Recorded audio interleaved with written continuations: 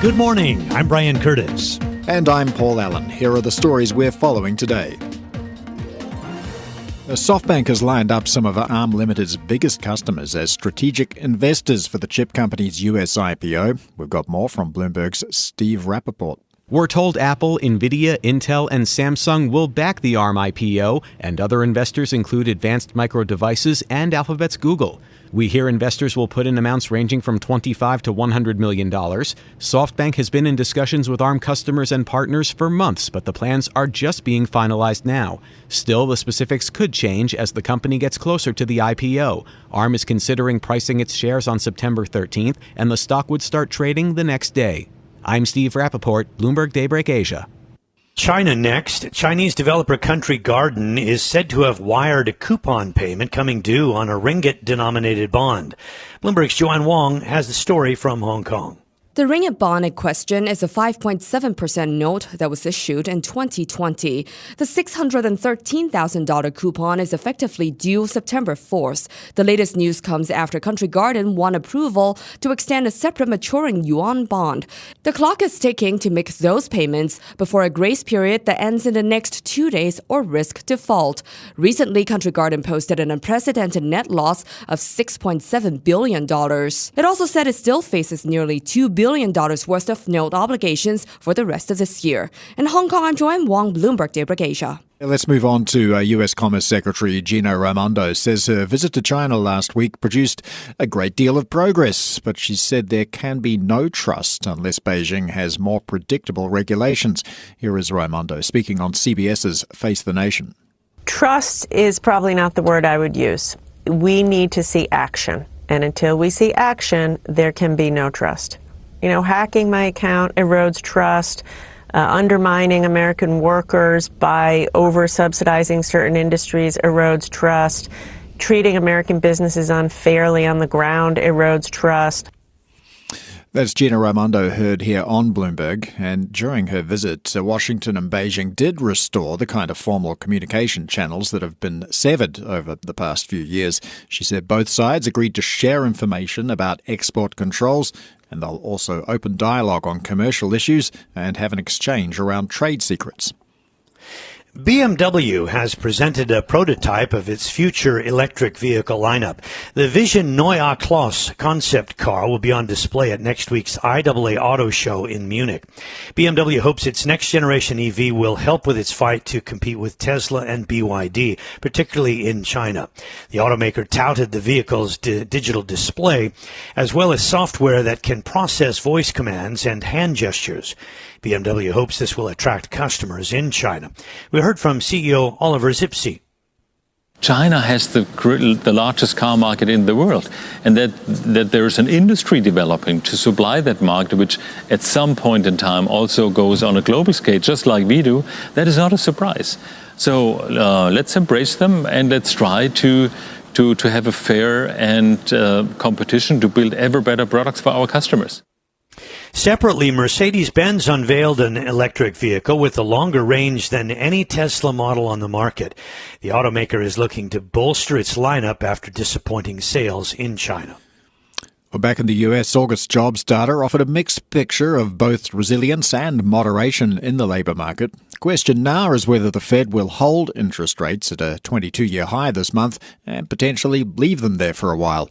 Cleveland Fed President Loretta Mester said inflation remains too high despite recent improvements. The FOMC is committed to moving inflation down to 2%. The monetary policy questions are whether the current level of the Fed funds rate is sufficiently restrictive and how long policy will need to remain restrictive to keep inflation moving down in a sustainable and timely way to our goal of 2%. Mester did not specify whether she thinks another interest rate hike is needed, but she said future policy decisions will be about managing the risks. The Fed's next policy meeting, September 19 and 20. Brian. In a few moments, we'll be speaking with Adam Coons, Chief Portfolio Manager at Winthrop Capital Management. And another story that we'll take a closer look at all throughout the morning in China. Policymakers have been keeping at it on the stimulus front. Stocks had a little bounce late last week, but they are down about 6%, almost 6% over the past month or so. And we'll have the trade and inflation data this week that will likely show that the recovery in China remains fragile, although deflation may have eased. So that's all coming up. Now it's time for global news. Ukraine is replacing its defense minister. More on that from Dan Schwartzman in the Bloomberg newsroom. Dan? Yeah, that's correct, Brian. President Volodymyr Zelensky will be replacing Oleksiy Reznikov. Financial implications had recently come to light in the defense ministry, with the government having started several corruption investigations. Reznikov, though, has not been implicated in any investigation, especially into the military overpaying for food and uniforms. The minister has been widely hailed, though, for the transition of the military away from Soviet-era weaponry to Western systems during the war.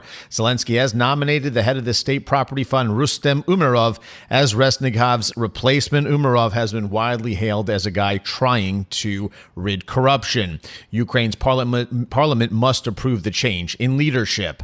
China and Australia are set to resume high-level talks in Beijing starting on Thursday after a 3-year hiatus. The Australia-China high-level dialogue will be a platform for senior representatives from government, industry, academia, and other areas to discuss issues from trade to international security. China's co-chair will be former Foreign Minister Li Zhaoxing, while Australia's co-chair will be former Trade Minister Craig Emerson. Relations between the two countries have been thawing since the Albanese government took over last year, and China lifted some restrictions on Australian goods. Albanese has also been invited to visit Beijing later this year. President Biden was in Florida this weekend surveying damage caused by Hurricane Idalia. Biden, though, did not meet with Governor and Republican presidential candidate Ron DeSantis while touring devastated areas. The White House has suggested that DeSantis had backed out of a joint tour, while the governor's spokesman said there wasn't a plan to tour together. Biden, though, did take part in a briefing with Republican Senator Rick Scott, who thanked the president for doing a, quote, great job in preparing the federal government's relief efforts. Following on the heels of Typhoon Saola, which hit Hong Kong on Friday, Typhoon Haikui is making landfall today, with Taiwan bracing for a direct hit. The typhoon's radius envelopes much of the island nation, bringing heavy rains and high winds, which have so far disrupted power to 40,000 households. Authorities had already shuttered offices and canceled schools and flights today as the typhoon neared the island. Taiwan has not been directly hit by a cyclone since Typhoon Bailu struck the island. That was back in 2019.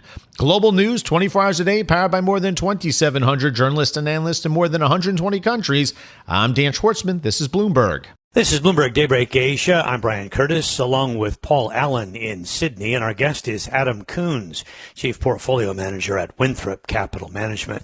So you might have heard me mention there the way traders are looking at what the Fed is doing here, Adam, but more and more financial institutions broadly are betting that the Fed is done this year.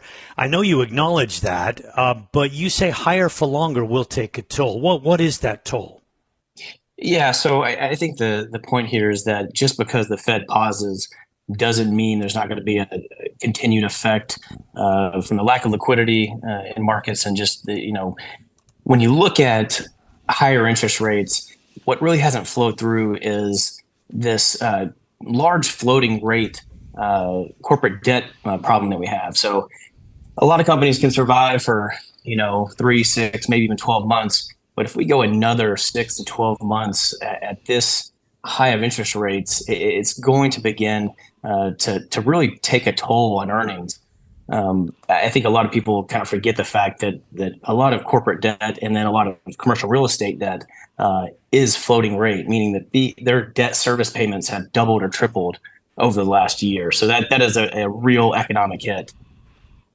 So how does that inform your investing strategy if you think that those chickens are going to come to roost in about a year's time? What are you exiting?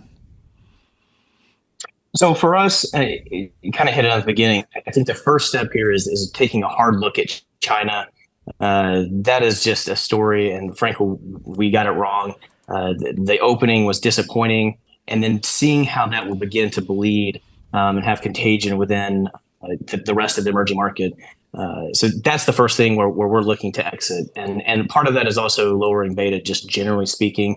as we see kind of this economic dark cloud ahead, we want to at least start to dial back risk. So that starts with reducing volatility, which is, for us, the first part is taking China and emerging markets out of portfolios. The second piece is that we are growing more and more concerned about both valuations and concentration risk in U.S. indexes. So when you look at the S&P 500 and the type of companies that are really making up those, top 5 to 10 names within the index that are really the movers this year, what are driving a lot of the performance, they're high beta, high volatility, very rich valuations in companies like Tesla and NVIDIA. So for us, the second move there is to begin to move towards equal weight indexes. So we're not taking large moves out of equities. We're just kind of shifting how we're allocating our risk within equities into what we call, better valuation, lower beta type strategies. Let's go back to China, and then we can circle back, if we want to, valuations in U.S. Stocks.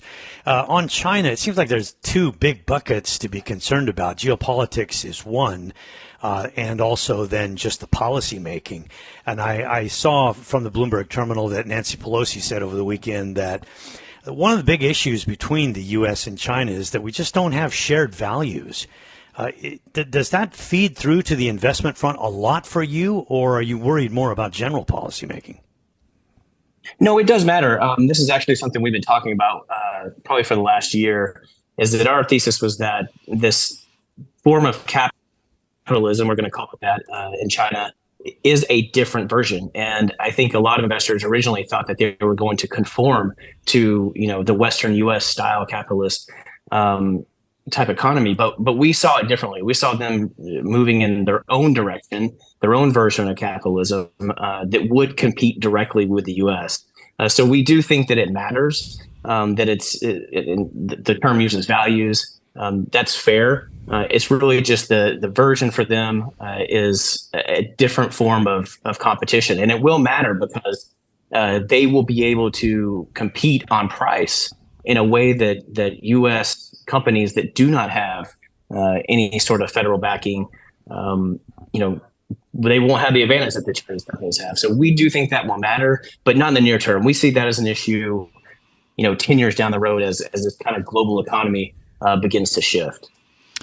Do you think the Chinese version of capitalism includes the idea of creative destruction? And I'm thinking of a few teetering property developers here.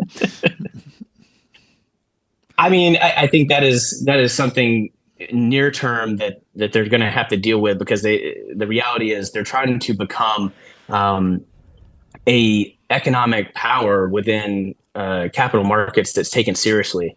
And I think letting some of these companies actually fail is part of becoming a healthy part of the economic system. It will create some short-term pain for many different people. But I think long run, to show seriousness within the global economy, I think that they're going to have to let some of these, just defunct companies actually go. All right, let's go back to the valuation story in the U.S. You mentioned equal weight, that's a good target. Do you fine tune within that, or do you just buy some of these ETFs that reflect the equal weight S&P as a whole? Well, I think if you're more of a passive investor and you're not able to take some specific bets, then that's a way to do it. For us, we use that as a mechanism in the short term, but really what we're doing is we're isolating individual companies. And so what that can look like is first part, companies that the valuation, these are companies that have lagged. We do like defense and aerospace as an example within that. And then when we look at in the technology space, a company like Okta that has lagged overall markets in the overall tech sector. But we do still like some of the, I'm going to say it's just, very boring names like Alphabet, Microsoft, because they are so defensive in their large cash positions, their low debt. So it's a mixed bag. It's a little bit of valuation. It's a little bit of really high quality, low debt type tech company. So just because a company is in the top 5 does not mean that there's something wrong with it. What we're really trying to remove from that are the high beta, high volatility stocks that we just cannot justify valuation. And like I said at the beginning, one of the poster childs of this, what I'm gonna put out there is an artificial intelligence bubble is NVIDIA. There's just no way that we can come up with a valuation with everything we know about the hardware market within artificial intelligence to justify the price right now. It's hard to get out of the way of momentum. Momentum is very strong, but it just doesn't make sense. Is non-profitable tech another part of that thesis? Yeah, absolutely. Yeah. So, you'll hear the term, zombie companies, but yes, we are getting out of non-profitable tech. Absolutely. This is Bloomberg Daybreak Asia, your morning brief on the stories making news from Hong Kong to Singapore and Wall Street. Look for us on your podcast feed every day on Apple, Spotify, and anywhere else you get your podcasts. You can also listen live each day on Bloomberg 1130 in New York, Bloomberg 99.1 in Washington, Bloomberg 106.1 in Boston, and Bloomberg 960 in San Francisco. Our flagship New York station is also available on your Amazon Alexa devices. Just say, Alexa, play Bloomberg 1130. Plus, listen coast to coast on the Bloomberg Business app, Sirius XM Channel 119, the iHeartRadio app, and on Bloomberg.com. And I'm Brian Curtis. Join us again tomorrow for all the news you need to start your day, right here on Bloomberg Daybreak Asia.